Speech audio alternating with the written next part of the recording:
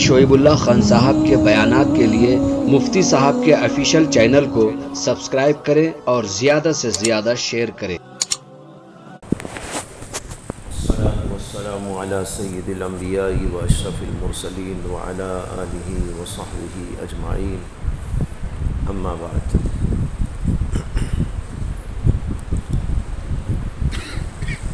ایک حدیث میں آتا ہے کہ نبی اکرم صلی اللہ علیہ وسلم نے ارشاد فرمایا کہ آدمی کے قدم قیامت کے دن اس وقت تک اپنی جگہ سے نہیں ٹل سکتے جب تک کہ اسے 4 باتوں کا سوال نہ کر لیا جائے۔ اس سے 4 باتیں پوچھی جائیں گی اور 4 باتوں کا جواب طلب کیا جائے گا۔ پوچھنے کا مطلب ہی یہ ہے کہ اس سے جواب طلبی ہوگی۔ پوچھنے کا مطلب یہ نہیں ہے کہ صرف پوچھ کر اس کو آگے بڑھا دیا جائے گا۔ لا تزول قدم عبد حتى يسأل عن 4،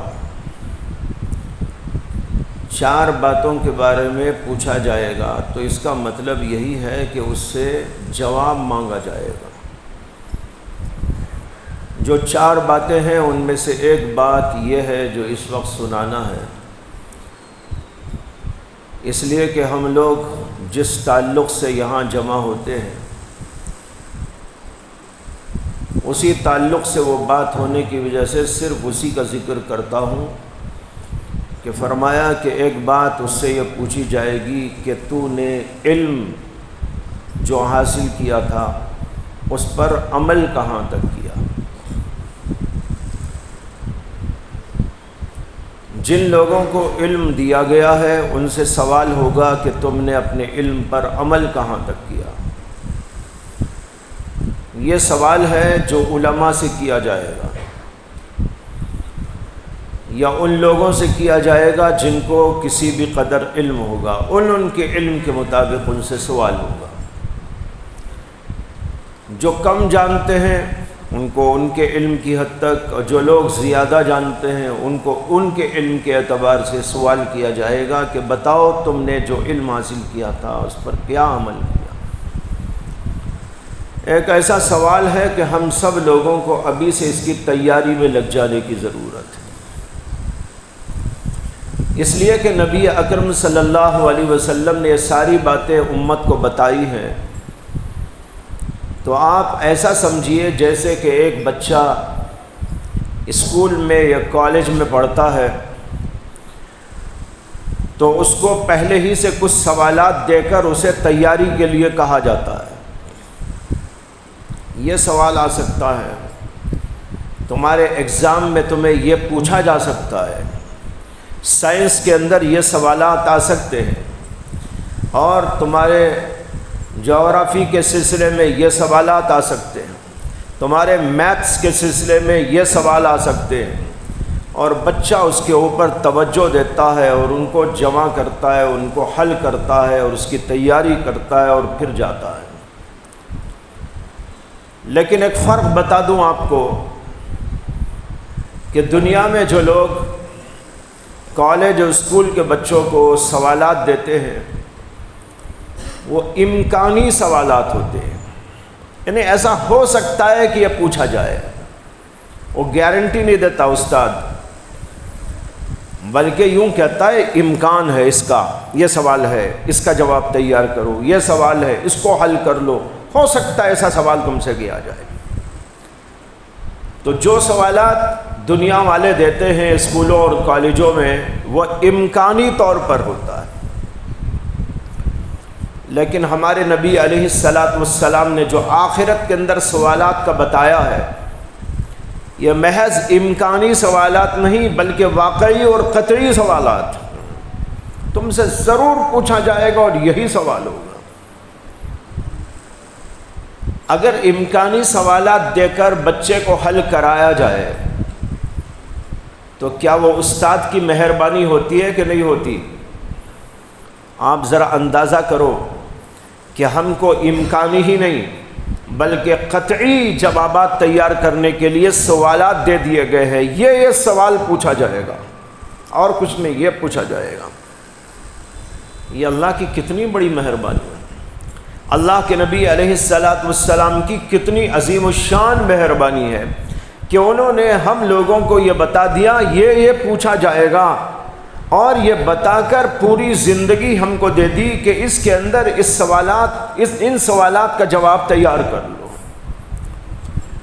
تمہاری حیات کے بارے میں سوال ہوگا، تمہارے مال کے بارے میں سوال ہوگا، تمہاری جوانی کے بارے میں سوال ہوگا، تمہارے علم کے بارے میں سوال ہوگا۔ جب اللہ کے نبی نے اللہ کی طرف سے یہ سوالات ہم کو دے دیے، کتنی بڑی اللہ کی اور نبی اکرم صلی اللہ علیہ وسلم کی مہربانی ہے۔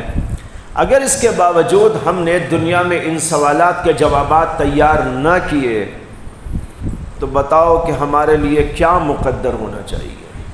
فیل ہونا مقدر ہونا چاہیے یا پاس ہونا مقدر ہونا چاہیے؟ صاف اور کھلی ہوئی بات ہے کہ جب اللہ کے نبی نے بتا دیا یہ سوال ہوگا، اس کی تیاری کر لو، اس کے اندر ایک سوال آپ لوگوں سے، میرے سے، جن کا تعلق علم کی دنیا سے ہے، جن کا تعلق پڑھنے سے ہے، جن کا تعلق پڑھانے سے ہے، جن کا تعلق لکھنے لکھانے سے ہے، جن کا تعلق لوگوں کو بتانے سے ہے، جن کا تعلق واعظ و نصیحت سے ہے، خطبہ اور واعظ سے ہے، تدریس اور تعلیم سے ہے، ہم جیسے لوگوں سے یہ سوال کیا جائے گا تم نے علم حاصل کیا تھا، تم نے اپنے علم کے مطابق کہاں تک اور کیسے عمل کر کے دکھایا۔ اب اس کے لیے ہماری پوری زندگی ہے تیاری کے لیے، اسے کہ وہاں جا کر جھوٹ تو نہیں بول سکتے، وہاں تو جو حقیقت ہے وہی سامنے آئے گی، لہٰذا اب تیاری کریں گے تو جواب ہم کو وہاں دینا آسان ہوگا۔ اے اللہ ہم نے یہ کیا، ہم نے یہ کیا، ہم نے یہ کیا، ہم نے یہ کیا۔ علم جو ہم کو دیا گیا ہے اس علم کے اندر دو قسم کی باتیں، ایک کچھ کرنے کی باتیں ہیں اور ایک کچھ بچنے کی باتیں۔ کچھ چیزیں ہمیں کرنا ہے، نماز پڑھنا ہے، روزے کے ایام میں روزہ رکھنا ہے، زکوٰۃ فرض ہوگی تو ادا کرنا ہے، اور بھی بہت سارے کام ہیں جو کرنے کے ہم کو دیے گئے کہ یہ کام کرو۔ دوسرے وہ کام ہیں جن سے بچنے کی ہدایت دی گئی، جھوٹ نہ بولو، برائی نہ کرو، آنکھوں کا غلط استعمال نہ کرو، اپنی شرمگاہوں کی حفاظت کرو، اپنی نظروں کی حفاظت کرو، اپنی زبان سے غلط بیانی نہ کرو، جھوٹ اس کے اوپر نہ آئے، گالی اس کے اوپر نہ آئے، اور غیبت اس کے اوپر نہ آئے، چغلی نہ کھائی جائے، کسی کو دل نہ دکھایا جائے، کوئی بری بات زبان پہ نہ آئے، یہ ہم کو کہا گیا۔ دو ہی قسم کی چیزیں ہیں جو پوری شریعت میں آپ کو ملیں گی، ایک کرنے کی باتیں اور ایک نہ کرنے کی باتیں۔ لہذا وہاں سوال ہوگا کہ کرنے کے بارے میں جو تم سے کہا گیا تھا اس پر کہاں تک عمل کیا، اور جو تم کو بتایا گیا تھا کہ ان پر عمل نہ کرو، ان چیزوں کو اختیار نہ کرو، تو تم نے اس کے اوپر عمل کرتے ہوئے اپنے آپ کو کتنا بچایا، اپنی زبان کو کتنا بچایا، اپنے کانوں کو کتنا بچایا، اپنے دل کو کتنا بچایا، اپنے ہاتھ پیر کو گناہوں سے کتنا بچایا، آنکھوں کو کتنا بچایا، دماغ کو، دل کو کتنا بچایا، یہ سوال کیا جائے گا۔ یہ سوال ہے، اس کا جواب آپ سب کو تیار کرنا ہے اور اس کے اندر لگ جانا ہے۔ اگر آج سے شروع کریں گے تو جب بھی تیار ہو جائے گا تو اس کے جواب دینے کی اہلیت پیدا ہو جائے گی، اور اگر آپ سے تیاری نہ کی اور یہ سوچتے رہے کل دیکھیں گے، پرسوں دیکھیں گے، ابھی تو ہماری عمر ہی کیا ہے، ابھی تو ہم بچے ہیں، یہ ایک ایسی شیطانی فریب کی بات ہے کہ شیطان دلوں میں، دماغوں میں یہ ڈالتا ہے کہ ابھی ہماری عمر ہی کیا ہے۔ ایک بار ایک مجلس تھی، میں بھی تھا وہاں اتفاق سے، کچھ بڑے بڑے عمر کے لوگ بیٹھے ہوئے تھے، ایک میٹنگ تھی وہ، اس میں ایک صاحب جو ہے تقریباً 70 برس کے تھے، اور ایک صاحب جو تھے وہ 75 برس کے تھے، کچھ اس کے درمیانی عمر کے لوگ تھے۔ تو وہاں پر ویسے ہی کچھ بات چیت کرتے کرتے جو ہے عمروں کی بات آ گئی، تمہاری عمر کتنی، تمہاری عمر کتنی۔ تو ایک صاحب نے اور ایک صاحب کے بارے میں جن کی عمر ان کے مطابق 70 برس کی تھی، یہ کہہ دیا کہ جو ہے 75 برس کے ہوں گے شاید، ان کی عمر کتنی تھی؟ 70۔ ایک اور صاحب نے اپنا اندازہ اور قیاس بیان کیا، شاید 75 برس ہوں گے۔ تو میں نے دیکھا کہ اسی مجلس کے اندر وہ صاحب بھڑک گئے ان کے اوپر، ارے بھائی میں تو اتنا نہیں ہوں، میری عمر ابھی 70 ہی برس ہے، کیا مجھے 75 برس سے بنا دیے؟ یعنی ان کو 75 برس بولنا اتنا بڑا معلوم ہوا کہ اس کے اوپر وہ برداشت نہیں کر سکے اور فوراً ٹوک دیا اسی مجلس میں۔ یہ ہے لوگوں کا حال، حالانکہ 5 برس بڑھ گئے ان کے تو کوئی بڑی بات تو نہ تھی، 70 برس کون سی کم ہوتی ہے عمر، لیکن پھر بھی اپنے آپ کو چھوٹا سمجھ رہے، اس کے اوپر جو ہے بھڑک رہے ہیں۔ تو خیر بتا رہا ہوں کہ یہ ہے حال لوگوں کا، دماغوں کے اندر شیطان یہ ڈالتا رہتا ہے، ابھی ہماری عمر ہی کیا ہے، 70 ہی برس تو ہے،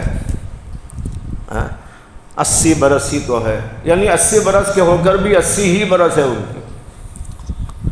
یہ لوگوں کا دماغ شیطان بناتا رہتا ہے، اس کو کہتے تسویف، یعنی ٹال مٹول، آج کریں گے کل کریں گے، ابھی ہماری عمر ہی کیا ہے، ابھی تو ہم جوان ہیں۔ لیکن کیا جوان نہیں مرتے؟ کیا بوڑھے ہی مرتے ہیں؟ جوان بھی بہت سے مرتے ہیں۔ میں نے کسی بزرگ کا مقولہ پڑھا کہ انہوں نے فرمایا کہ میں نے اپنی زندگی میں جوان موتوں کو زیادہ دیکھا ہے بنسبت بوڑھی موتوں کے۔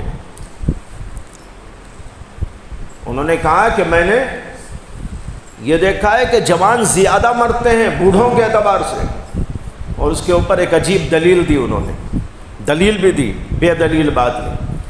انہوں نے کہا اس کی دلیل یہ ہے کہ دنیا کے اندر جو ہے تم لوگ دیکھتے ہو کہ بوڑھے زیادہ ہیں، دنیا کے اندر تم دیکھتے ہو کہ بوڑھے زیادہ ہیں، یہ اس بات کی دلیل ہے کہ جوان زیادہ مرتے ہیں، اسی لیے تو بوڑھے ہیں، یہ دلیل انہوں نے دی۔ تو بہرحال جوان بھی مرتے ہیں، بچے بھی مرتے ہیں، اور ادھیڑ عمر کے بھی مرتے ہیں، اور آدمی اس بات پر لگا رہتا ہے کہ کل کروں گا، پرسوں کروں گا، پھر تیاری کروں گا، ذرا بڑا ہو جاؤں گا تو کروں گا۔ یہ باتیں دراصل شیطان کی طرف سے ڈالی جاتی ہیں۔ آدمی کو فوراً کام میں لگ جانا چاہیے، یہ نہیں سوچنا ہے کہ میں آج کا کام کل پہ ڈال دوں، کیا معلوم کل وہ آ جائے گا۔ علامہ خطیب بغدادی کی کتاب ہے جس کا نام ہے اقتضاء العلم العمل، اس کے اندر کسی بزرگ کی بات لکھی ہوئی ہے کہ ایک دم نکل گئی، کیا بول رہا تھا میں؟ نہیں اس سے پہلے کیا بول رہا تھا؟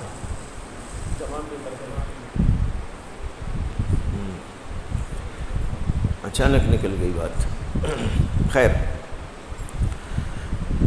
تو کبھی جو ہے یہ نہیں سوچنا ہے۔ ہاں یہ کہہ رہا تھا، اس کے اندر یہ لکھا ہے کہ ایک صاحب کو جو ہے دعوت دی گئی، کھانے کی دعوت دی گئی، تو انہوں نے کہا میں تو روزے سے ہوں، اور وہ ایام تھے بہت ہی سخت ترین گرمی کے، انتہائی شدید گرمی پڑ رہی تھی۔ انہوں نے کہا کہ میں روزے سے ہوں، تو لوگوں کو بڑا تعجب ہوا، تو انہوں نے کہا کہ بھائی یہ گرمی کے موسم میں آپ روزہ رکھے ہوئے ہیں، اچھا ٹھیک ہے آپ ایسا کیجئے، نفل روزہ ہی تو ہے، آج توڑ کر کل رکھ لینا، آج توڑ دینا، دعوت میں شریک ہو جانا، کل رکھ لینا، نفل ہی تو ہے۔ تو وہ صاحب کہنے لگے اچھا تم میں کون ایسا ہے جو میرے کل کا ذمہ دار ہے؟ تم میں کون ایسا ہے جو میرے کل کا ذمہ دار ہے؟ اگر تو کوئی تم میں سے ایسا ہو جو مجھے گارنٹی دے دے کہ میں کل تم کو دلا دوں گا، کل آ جائے گا، اب تمہیں ٹھیک ہے، لیکن بتاؤ کہ کون ذمہ داری ہے؟ تو کسے معلوم کل کا دن مقدر بھی ہے کہ نہیں؟ انسان کو ہر وقت تیار رہنا ہے، ہر وقت تیاری میں لگے رہنا ہے، اس کا کوئی وقت بیکار نہیں جانا ہے، اور ٹال مٹول ہرگز نہیں کرنا ہے۔ تو دو کام ہم کو کرنا ہے، میں نے بتایا تھا، ایک جو کرنے کے کام ہے، ایک وہ جو چھوڑنے کے کام ہے۔ چھوڑنے کے کاموں کو چھوڑ دینا، یک لخت چھوڑ دینا۔ یک لخت چھوڑنے کا طریقہ ہے توبہ۔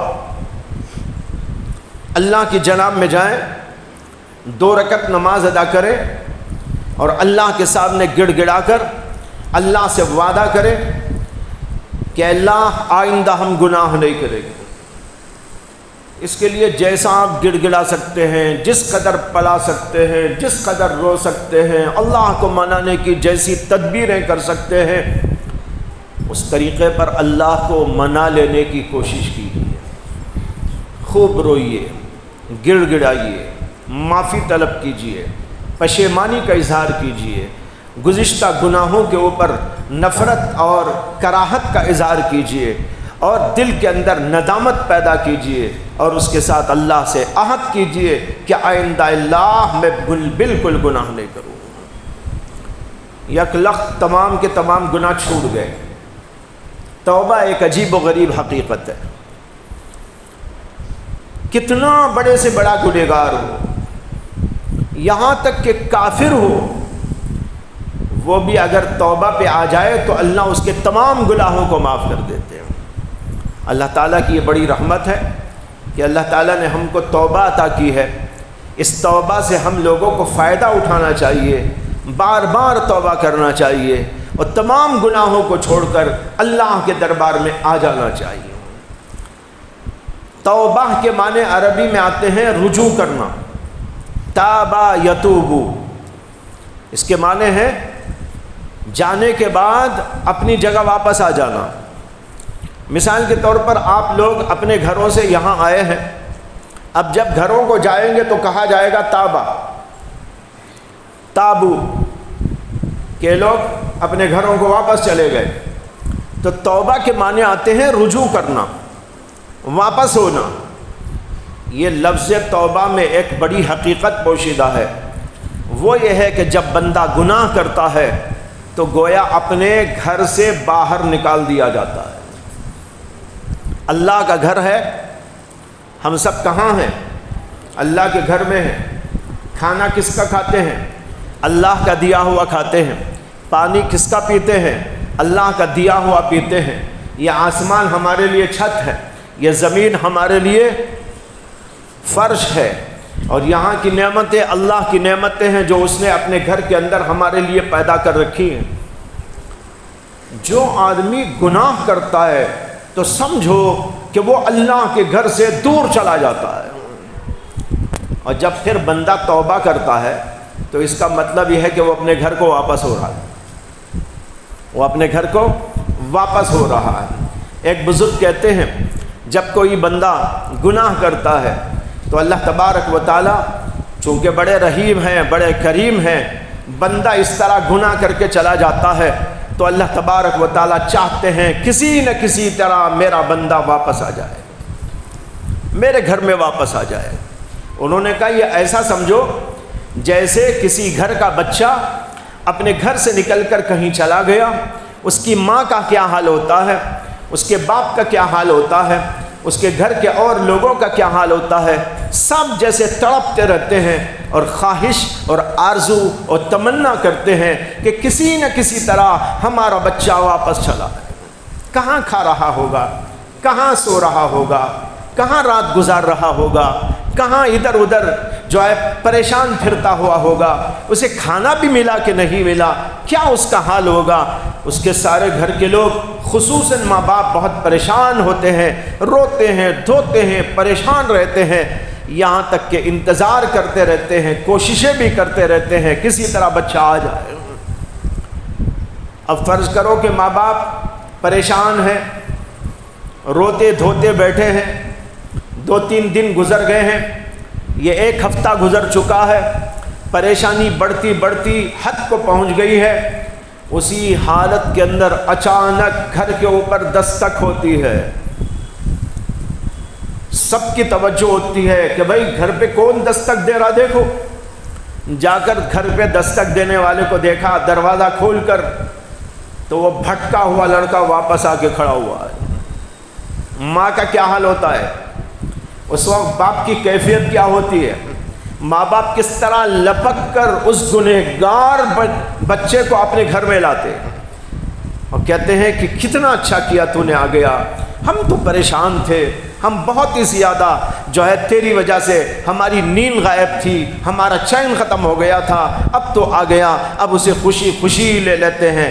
بزرگ کہتے ہیں بالکل اللہ تبارک و تعالیٰ بھی بندہ جب گناہ کر کے چلا جاتا ہے، اسی طریقے پر اللہ چاہتے ہیں کہ میرا بندہ واپس آ جائے، اور جب بندہ واپس آتا ہے اور اللہ کے دربار میں کہتا ہے اے اللہ مجھ کو معاف کر دیجئے، یہ ایسا ہے جیسے کہ اس نے اللہ کے دروازے کو کھٹکھٹایا، اور جب اللہ کے دروازے کو کھٹکھٹا کر اس نے کہا اے اللہ مجھے معاف کر دے، اللہ کے نبی کہتے ہیں التائب من الذنب کمن لا ذنب لہ، جو گناہ سے توبہ کر لیتا ہے وہ اللہ کے نزدیک ایسا ہو جاتا ہے جیسے گناہ کیا ہی نہیں۔ وہ بچہ جب الٹا سیدھا کر کے چلا گیا تھا، جب گھر واپس آتا ہے تو کیا کوئی باپ یا کوئی ماں اس سے یہ پوچھتی ہے کہ تو نے کیا کیا تھا، کیسی غلط حرکت کی تھی اور ایسا ایسا کر کے تو چلا گیا تھا؟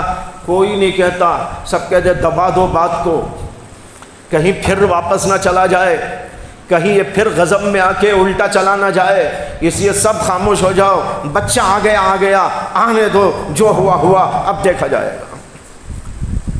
بالکل اسی طرح ہمارا پروردگار ہے جو اس سے بڑا مہربان ہے، کروڑ درجے مہربان ہے۔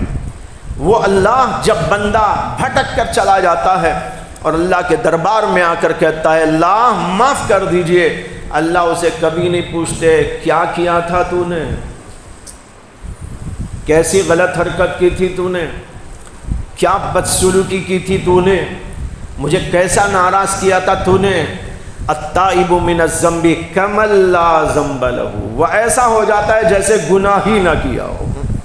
ایک بزرگ کی اور ایک عجیب بات یاد آ گئی، انہوں نے کہا، ان سے ایک آدمی نے پوچھا کہ حضرت اللہ کے نیک بندوں پر اللہ کی توجہ زیادہ رہتی ہے یا گنہگار جو توبہ کر لیتے ہیں اس کے اوپر؟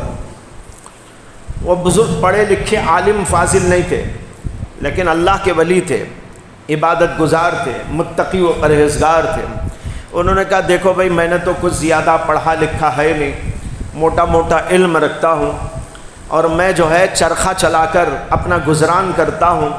میرا حال یہ ہے کہ اگر چرخہ چلاتے چلاتے دھاگا کبھی ٹوٹ جاتا ہے، زور سے پھرا دیا، دھاگا ٹوٹ گیا، تو میں اس کو گانٹھ لگاتا ہوں اور پھر چرخہ چلاتا ہوں، اور جب چرخہ اب چلاتا ہوں تو میری زیادہ توجہ اسی گھانٹ والی دھاگے پہ ہوا کرتی ہے، اس لیے کہ ایک دفعہ ٹوٹا ہے پھر کہیں ٹوٹ نہ جائے، اس لیے میری پوری توجہ اسی پر رہتی ہے، اس لیے پوری توجہ دے کر میں چرخہ چلاتا ہوں۔ اس سے میں یہ سمجھتا ہوں کہ جو بندہ گناہ کر کے اللہ کے دربار میں آ کر گھانٹی توبہ کی ڈال لیتا ہے، اللہ کی توجہ اس پر زیادہ ہوتی ہے۔ اللہ اکبر۔ اس کا مطلب یہ نہیں کہ نیکوں پر نہیں ہوتی، نیکوں پر توجہ اور انداز کی، اس کے اوپر توجہ اور انداز کی، توجہ کا فرق ہوتا ہے۔ اس کے اوپر جو توجہ ہوتی ہے وہ توجہ یہ ہوتی ہے کہ یہ بندہ کہیں پھر بھٹک نہ جائے، پھر ٹوٹ نہ جائے، راستے سے ہٹ نہ جائے، اس لیے اللہ اس کے اوپر توجہ رکھتے ہیں جب وہ سچی پکی توبہ کر کے توبہ کی گھانٹی لگا لیتا ہے۔ تو بتانا یہ ہے کہ ہم سب کو یہ کام کرنا ہے، آج ہی آپ لوگ 2 رکعت نماز مغرب کے بعد میں پڑھیں. اب تو مکروہ ہے، نفل نہیں پڑھ سکتے نا، ورنہ ابھی پڑھواتا. لیکن مغرب کے بعد آپ لوگ جب سنتیں پڑھ لیتے ہیں 2 رکعت نماز توبہ پڑھیے. عمل شروع ہو گیا، انتظار نہیں ہے، ابھی سے عمل شروع کر دینا ہے.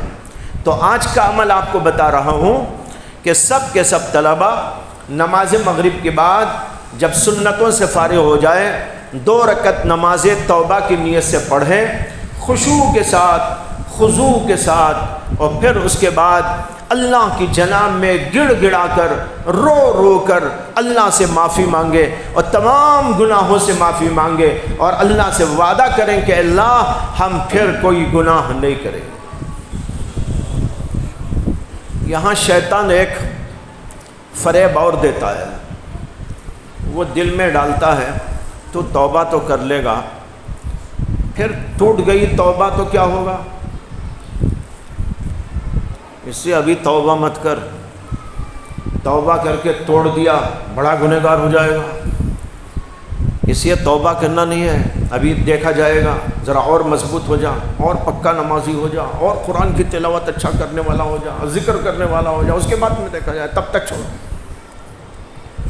یاد رکھو کہ شیطان کا بہت بڑا داؤ ہے، بہت بڑا فریب ہے، جو لوگوں کو اللہ کے راستے میں آنے سے روکنے کے لیے ہوتا ہے. یہ فکر نہ کرو کہ آگے کیا ہوگا، بلکہ فوراً اللہ کی جناب میں توبہ کرنے کے لیے تیار ہو جاؤ. جب آپ نے سچے دل کے ساتھ توبہ کر لی، توبہ کی حقیقت ہے ندامت، دل میں احساس، پھر اس کے بعد اللہ تعالیٰ سے عہد، فی الفور گناہ کو چھوڑ دینا. یہ 3 باتیں ہو گئی تو توبہ ہو گئی. اب اگر خدا نہ خواستہ توبہ ٹوٹ گئی، دوبارہ توبہ کرو. لیکن اگر آپ بار بار ایسا کرتے رہیں گے، لیکن سچی توبہ کے بعد، کچی توبہ کے بعد میں نہیں. کچی توبہ یہ ہے کہ دل میں یہ ہے کروں گا، توبہ تو کرنا ہے نا، کروں گا لیکن وہ بھی کروں گا، یہ بھی کروں گا، وہ بھی کروں گا. یہ کچی توبہ ہے، ایسی توبہ مقبول نہیں ہوتی. آپ سچے دل کے ساتھ توبہ کر لیجئے کہ ہاں مجھے تو گناہ چھوڑنا ہے، آئندہ نہیں کرنا ہے، چاہے میری موت کیوں نہ آ جائے، چاہے میرا گلا کوئی گھونٹ نہ ڈالے، چاہے مجھے کوئی قتل ہی کر ڈالے، میں ہرگز گناہ نہیں کروں گا، اللہ سے وعدہ کر لیا. لیکن بعد میں چل کر نفس نے پھر پریشان کیا اور آپ کو گناہ میں مبتلا کر دیا. آپ دوبارہ اسی احساس کے ساتھ میں توبہ کر لیں. توبہ کرنے سے دوبارہ بھی معافی ہو سکتی ہے، لیکن سچی ہونی چاہیے. اگر سچی توبہ نہیں ہے تو پھر اس توبہ کا اعتبار نہیں. لیکن یہ بھی آپ کو بتاتا چلوں کہ جب آدمی سچی اور پکی توبہ کرتا ہے، اگر اس کی توبہ ٹوٹ جائے، دوبارہ کرتا ہے، پھر ٹوٹ جائے، پھر بھی سچی توبہ کرتا ہے، تو چند دنوں کے بعد اللہ کا ایسا رحم و کرم ہوتا ہے کہ وہ بالکل لیا گناہوں کو چھوڑ دیتا ہے. یہ اللہ کی طرف سے ایک دین ملتی ہے. اس سے سچی پکی توبہ کرو اور اپنے کام کے اندر لگ جاؤ اور اپنے عہد کو برقرار رکھنے کی کوششیں کرتے رہو، اللہ کی مدد آتی رہے گی. تو آج کا میں نے کام آپ کو بتا دیا ہے. آج یہ کام آپ کریں گے مغرب کے بعد اور اپنے کاموں میں لگ جائیں گے. اللہ تعالیٰ مجھے بھی آپ کو بھی توفیق عطا فرمائے. ہمارے دلوں میں اللہ سدھار پیدا فرمائے. ہمارے علم کو اللہ تعالیٰ باعمل علم بنا دے. ہم سب کو باعمل عالم بنا دے. متقی و پرہیزگار بنائے. ایسا عالم بنائے کہ اللہ کے سامنے جاتے ہوئے ہمیں عزت اور شرف حاصل ہو جائے. وآخر دعوانا ان الحمد للہ رب العالمین.